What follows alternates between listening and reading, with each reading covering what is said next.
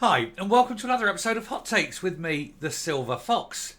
Just as the great intellectual that is Shona Robertson is about to put taxes up in Scotland, whilst at the same time massively cutting services, the NHS, education, police, in England things are going in the other direction. Not quite immediately, but it does look as though Hunt, I have to be careful how I say his name because I often mix it up with what I think of him, will be cutting taxes, will be increasing allowances, will be pushing boundaries, shall we say, to make sure that people in England have more money from their pay packet rather than less. This, of course, puts even more pressure on people in Scotland who are able to move to come south. If they see a widening gap in their pay, it is more impetus. It is more of that push, more momentum, if you will, to leave, and that, of course, will cut Scotland's tax base even further.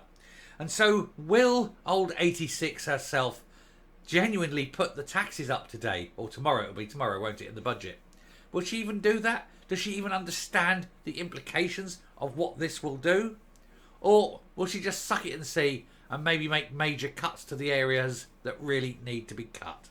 We've already touched on them this morning. Oh, what do we think? It's going to be tax, isn't it? Here goes. So with just over 24 hours to go until the wise one stands up in Holyrood and delivers what many think will be her last ever budget, and possibly even the SNP's last ever budget, the news is coming from London that next year Hunt will be looking to reduce the tax burden on people who work. There will be an increase in the allowance and possibly a very small cut in the overall tax rate, reducing that 21% down to 20%. Maybe. These are rumours. But if they do, then anyone in Scotland who earns more than 28,000 a year will be significantly worse off than if they worked in England or lived in England. Doesn't matter where you work, but than if they lived in England. Now, this will have two major problems for Scotland. One, they either maintain their higher tax rate to pay for all their fantasy politics, or two, they cut in order to still remain attractive and not leave the gap as so big with England. Either one of them is disastrous, because either they've widened the tax gap so much that people will actively run south, so they're not only losing the differential, they're losing the actual tax base below it, and that is an awful lot of money. Or secondly, they do bring it down in line, and then they just don't have enough money to fulfill their needs and desires. This is what happens when morons are voted into office and given power. It can only ever be thus. It can only ever end in disaster and tears. And it's going to, isn't it? It's without doubt. But anyway, Humza Yousaf is under pressure as SNP's punishing tax divide with England could grow even bigger, with Jeremy Hunt poised to reduce tax next year. If he will, because if he's going to go into an election, they're going to do it.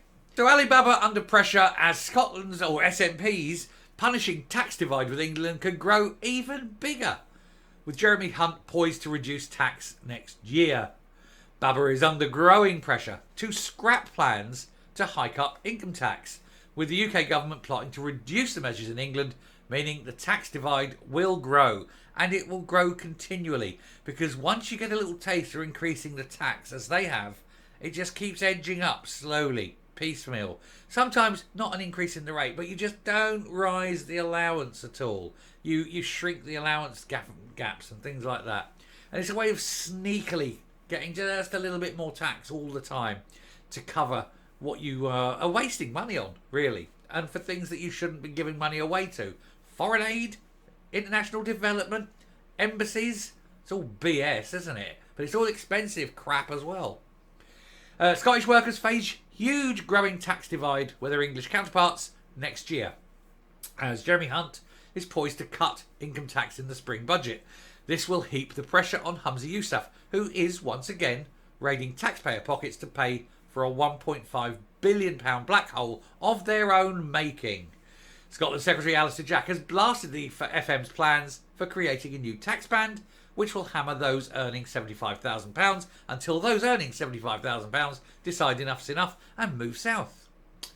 He said it was bad for business, bad for investment, and would only punish hard-working people. Already, those who earn more than £27,500 pay more into the public purse than anyone else in the rest of the UK. And then yesterday, the brain of Britain, Shona Robertson, comes out with her huge intellect and IQ and says, yes, you are paying a little bit more, but look at the excellent services you're getting. And then couldn't point to one, of course. That's the main problem, isn't it? Anyway, the Tory MP warned that the divide would be a lot steeper if the Chancellor chooses to use his fiscal headroom to deliver cuts his party is begging for. This is the opposite to the reckless increases which the SNP is considering in Scotland. Mr. Jack pointed out that the new band may only raise £41 million, according to economists at the Fraser of Allender Institute. And this is the bare minimum amount, considering the size of the black hole.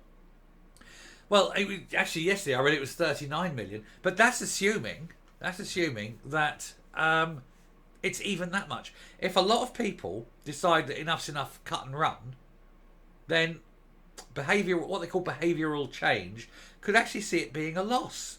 If you've got to think of the people who are earning that 75 to 125,000, they're not nailed to the ground. They can do their business elsewhere, and especially anywhere. Very easy for anyone who lives in the borders.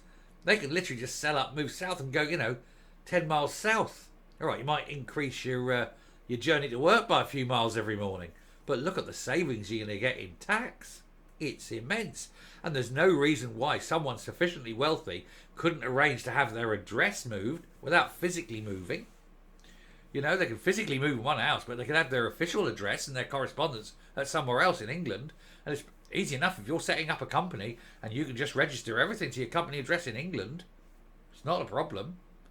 Done it all the time. The amount of tax saved is immense. And of course, it's like I say, it's not just the uplift that the SNP government aren't getting. It's the base below it they're not getting. It's going to be a massive drop. But then, the genius that is Shona Robertson comes out to play every day, doesn't it? Speaking to the Times, the Scotland Secretary said there's a real prospect that the Chancellor will utilise fiscal headroom in his spring budget to reduce personal taxation in England, either by cutting rates or uprating thresholds. Possibly both.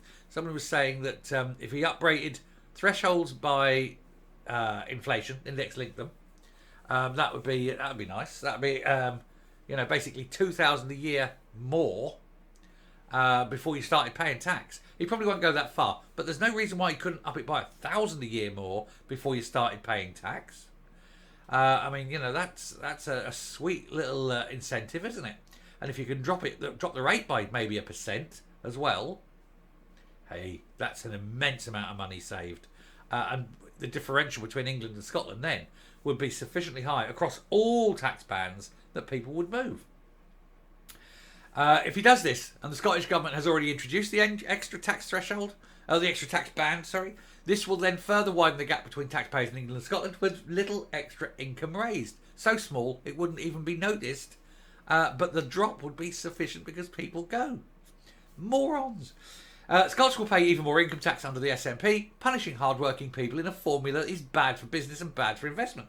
If you've got money and you want to invest it, why would you invest it in a high-tax area when you can invest the same amount of money in a low-tax area and make more return on your investment?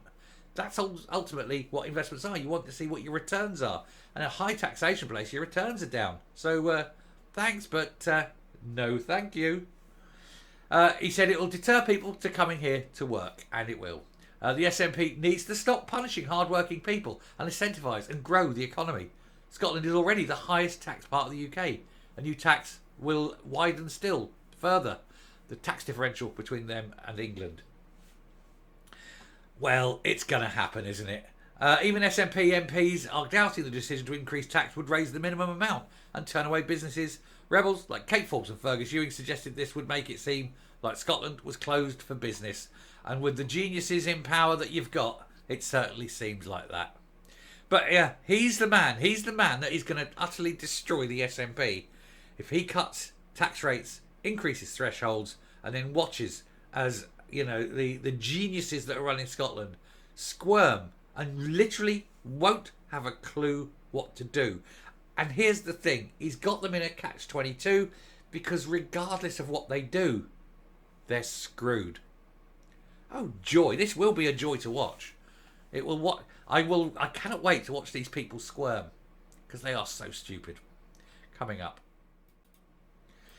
Now I don't want to indicate that this is any kind of genius move from Hunt. Jeremy Hunt is far from a genius. I mean, he's not a stupid man, but he is an obnoxious man. But this isn't his doing. He is the Chancellor. He has to do and make do and whatever with what he's got. I get that. It doesn't mean I like him. I don't. I think he's a, well, very similar word. But the mess that he will create for Scotland isn't his doing. It's entirely the SNP's. They have got themselves into this position. And if they're sitting there and thinking, oh look, Hunt has reduced tax rates and increased allowances, that gap is so big now, what can we do? They either maintain it because they need to pay for stuff people leave, or they reduce it to keep people there, but then their tax take goes down and they can't afford it. Catch-22, but it isn't through Hunt's cleverness. No, it's from their stupidity. But there you go. Maybe one day the people of Scotland won't vote in a bunch of morons. Soon. Next election I'll be telling. Anyway, I shall stop there. Thank you very much for watching. Do please hit that subscribe button, ring the bell, leave a like, leave a comment. Please share the video. Till next time, stay safe, stay well, and I will speak to you later. Bye.